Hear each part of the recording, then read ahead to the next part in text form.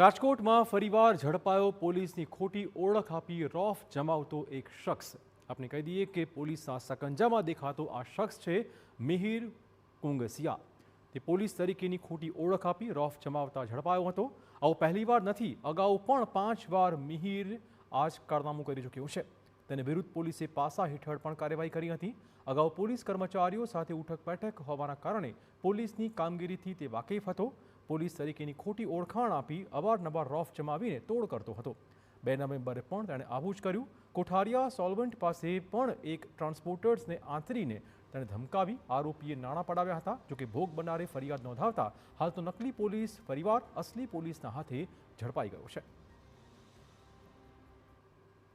ગુનામાં પહેલા પકડાયેલો છે, તું ગુનેગાર છે, તારા ટાટિયા ભાગી નાખી છે, આમ કરીને પોતાની મોટરસાઇકલ પર એને બેસાડીને એને થોડો ફેરવેલો। ત્યારબાદ એનો મોબાઈલ અને એનો પર્સ એને લઈ લીધેલું। પછી એને સ્વામિનારાયણ મંદિર પાસે ટાંકા પાસે આવીને એને ઉતારી અને એનું પર્સ અને મોબાઈલ એને આપીને તેની પાસે એના જે 20,000 રૂપિયા હતા એ પોતે હું ક્રાઇમ બ્રાન્ચમાં છું, LCBમાં છું એવું ખોટી ધમકીઓ મારી અને એની પાસેથી પડાવી લીધેલા।